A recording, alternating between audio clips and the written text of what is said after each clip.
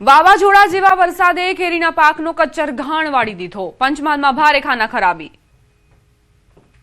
પંચમહાલના વેજલપુર બાગાયત ફાર્મમાં ગત મોડી રાત્રે આવેલા જોરદાર વાવાઝોડાના કારણે કલ્પના ન કરી શકાય તેટલું મોટું નુકસાન થયું. આંબા પર લટકી રહેલી કેરીઓ પળભરમાં જમીનદોસ્ત થઈ ગઈ. જે કેરીઓ આંબાની ડાળ પર લટકીને વેપારીની રોજીરોટી અને ઘરમાં ખુશીઓ લાવવાની હતી, તે આજે જમીન પર ધૂળધાણી થઈને પડી છે. પંચમહાલના વેજલપુર બાગાયત કેન્દ્ર ખાતે અંદાજે 40 વીઘા જમીનમાં 2000 કરતા પણ વધુ વિવિધ પ્રજાતિના આંબાના વૃક્ષો વાવેલા છે. આ ફાર્મમાંથી નડિયાદના એક વેપારીએ ટેન્ડર પ્રક્રિયા દ્વારા પોતાની આજીવિકા ચલાવવા માટે કેરીનો પાક વેચાતો લીધો હતો. પરંતુ ગત મોડી રાત્રે કુદરતે એવો પ્રકોપ વરસાવ્યો કે કલાકોમાં બધું જ વેરવિખેર થઈ ગયું. રાત્રિ દરમિયાન ત્રાટકેલા તોફાની પવન અને વાવાઝોડાના કારણે અંદાજે 400 મણ કરતા પણ વધુ કેરીઓ આંબા પરથી ખરી પડી હતી. વરસાદી માહોલ અને વાવાઝોડાના કારણે ઊંચાઈ પરથી પડેલી મોટાભાગની કેરીઓ ફાટી ગઈ છે. વેપારીનું કહેવું છે કે આ કેરીઓ હવે બજારમાં વેચવા લાયક પણ નથી રહી, જેના કારણે તેમને લાખો રૂપિયાનું ભારે નુકસાન વેઠવવાનો વારો આવ્યો. આ નુકસાન એટલા માટે પણ મોટું છે કારણ કે વેપારીએ ઘરમાં દીકરી કે દીકરાના લગ્ન પ્રસંગનો ખર્ચ કાઢવા માટે વ્યાજે નાણાં લઈને આ ફાર્મ રાખ્યું હતું. હવે માથે વ્યાજનું ચિંતન અને હાથમાં આવેલો કોળિયો છીનવાઈ જતા વેપારી લાચાર બન્યો છે. હજુ પણ તોફાની તત્વો સુધરવાનું નામ નથી લેતા. સુરત અને વડોદરામાં આતંક મચાવ્યો. સુરત શહેરમાં લુખાઓના આતંકનો વધુ એક કિસ્સો સામે આવ્યો છે. પુણા ગામમાં આવેલા મેડિકલ સ્ટોરમાં અસામાજિક તત્વોએ કરેલી તોડફોડનો વિડીયો વાયરલ થયો છે. સીસીટીવીમાં જોઈ શકાય છે કે આ ગુંડાઓ દુકાનમાં ઘૂસીને આડેધડ તોડફોડ શરૂ કરી દે છે. આટલેથી જ મન ન ભરાયું હોય તેમ લુખાઓએ મેડિકલ સ્ટોરના માલિક પર હિચકારો હુમલો કર્યો. આ ઘટનાના પગલે વેપારીઓમાં ફફડાટ ફેલાયો છે. પોલીસે સીસીટીવી આધારે આરોપીઓની શોધખોળ શરૂ કરી છે.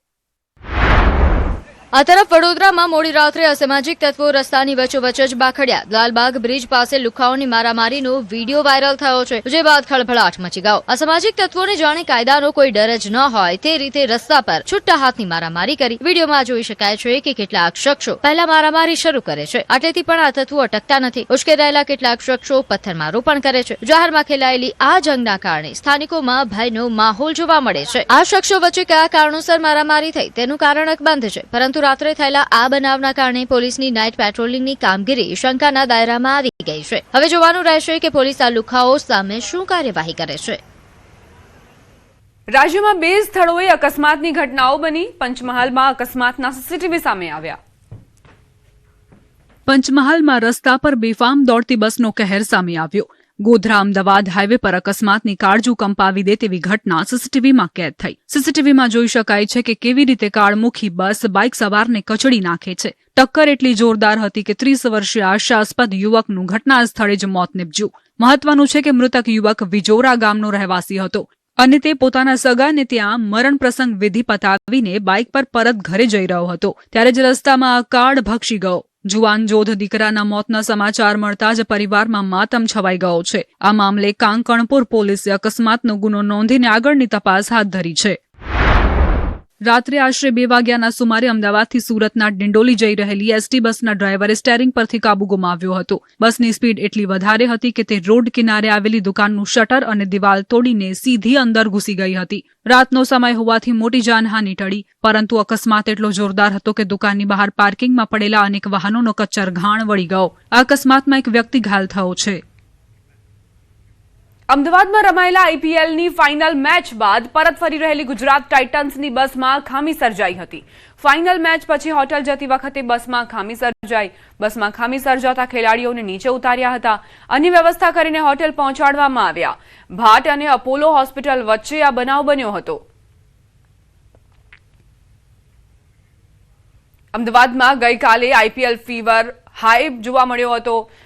જે દર્શકો હતા તે પણ ખૂબ જ ઉત્સાહિત હતા. જોકે મેચના અંતે આરસીબીના પલડામાં આઈપીએલની ટ્રોફી ગઈ અને જ્યારે ખેલાડીઓ પરત ફરી રહ્યા હતા આરસીબી અને ગુજરાત ટાઇટન્સના, ત્યારે ગુજરાત ટાઇટન્સની બસમાં ખામી સર્જાઈ હતી. હવે વાત નર્મદાના એક ગામની, જ્યાં એક સમયે પાણી માટે રઝળપાટ હતી.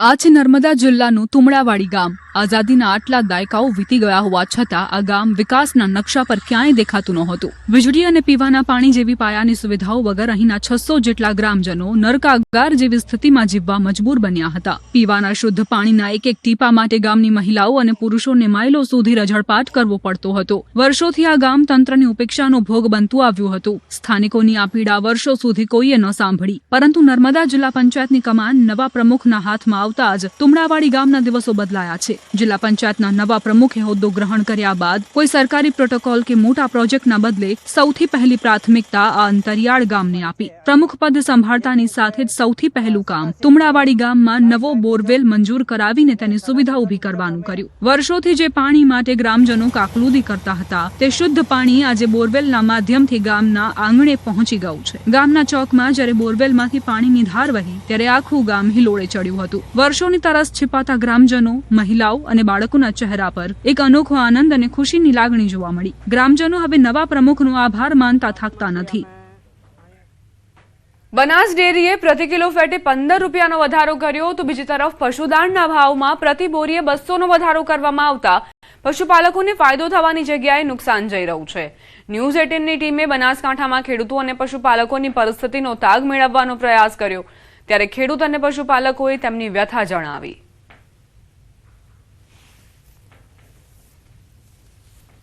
બનાસ ચોરના જે ભાવ એ વધારો કરવો જોઈએ.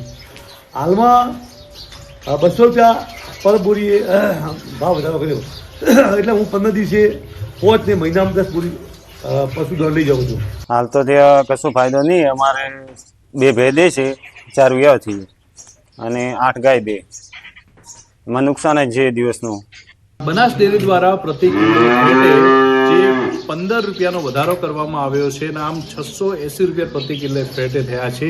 અત્યારે અમે છીએ એક ખેડૂતના ક્ષેત્રે કે જ્યાં તબેલો બનાવવામાં આવ્યો છે. મોટી સંખ્યામાં ગાય અને ભેંસો પણ છે, પરંતુ મહત્વની વાત તો એ છે કે ફેટે 15 રૂપિયાનો વધારો કરવામાં આવ્યો છે. તેવી જ રીતે એક બોરીએ 200 રૂપિયા જે છે દાણની બોરીએ વધારો કરવામાં આવ્યો છે. આમ જો આ પશુપાલક જે છે અનિલભાઈ, તેમની જો વાત કરીએ તો તેમને વપરાય છે તેમાં ખાંડની વાત કરીએ તો 4000 જેટલો ખાંડમાં વધારો થયો છે 20 બોરીએ, જ્યારે પ્રતિ કિલો ફેટનો જો 45 પૈસા 1 લીટરે વધારો ગણીએ તો એમને 3000 કિલો ફેટે 15 પૈસા વધારો કરવાથી અનિલભાઈ નામના ખેડૂતને જ્યાં 8 ગાયો છે એમની પાસે અને 5 ભેંસો જે દોવા દે છે તો એમને 3000 રૂપિયાનો ફાયદો થયો, પરંતુ સામે 4000 રૂપિયા જે છે તે ખાંડમાં નુકસાન ગયું. વધારો થવા છતાં પણ તેમને 1000 રૂપિયાનું નુકસાન જે છે તે અત્યારે જઈ રહ્યું છે. તેમને જે ભાવ વધારો થયો છે તેમાં ક્યાંક ને ક્યાંક તેમને ભાવ વધારો થવાથી ફાયદો થવાની જગ્યાએ ખાંડમાં ભાવ વધતા તેમને નુકસાન અત્યારે જઈ રહ્યું છે. કિશોર તુવર, ન્યૂઝ 18 ગુજરાતી, બનાસકાંઠા. પ્રધાનમંત્રી નરેન્દ્ર મોદી 5 જૂને સુરતની મુલાકાતે આવવાના છે, ત્યારે પીએમના આગમનને લઈ તૈયારીઓ તેજ બની છે. જળશક્તિ મંત્રી CR પાટીલ અને નાયબ મુખ્યમંત્રી હર્ષ સંઘવીની આગેવાનીમાં સમીક્ષા બેઠક યોજાઈ હતી. બેઠકમાં સ્થાનિક ધારાસભ્યો, સુરત મહાનગરપાલિકાના અધિકારીઓ તેમજ પોલીસ વિભાગના ઉચ્ચ અધિકારીઓ ઉપસ્થિત રહ્યા હતા. પ્રધાનમંત્રી 18,000 કરોડથી વધુના વિકાસ કાર્યોનું લોકાર્પણ અને ખાતમુહૂર્ત કરવાના છે અને ઇન્ડોર સ્ટેડિયમ ખાતે સભા પણ ગજવશે. દમણ એરપોર્ટના લોકાર્પણ બાદ વડાપ્રધાન સુરત આવી પહોંચશે.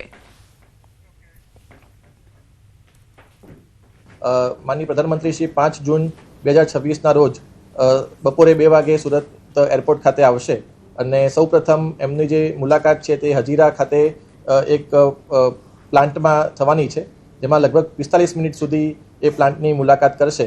એ મુલાકાત બાદ માનનીય પ્રધાનમંત્રી શ્રી એક જાહેર સભાને સંબોધન કરવા માટે ઇન્ડોર સ્ટેડિયમ ખાતે વધારવાના છે અને તે 4:15 થી 5:15 સુધી એટલે કે 1 કલાકનો એ કાર્યક્રમ યોજાશે.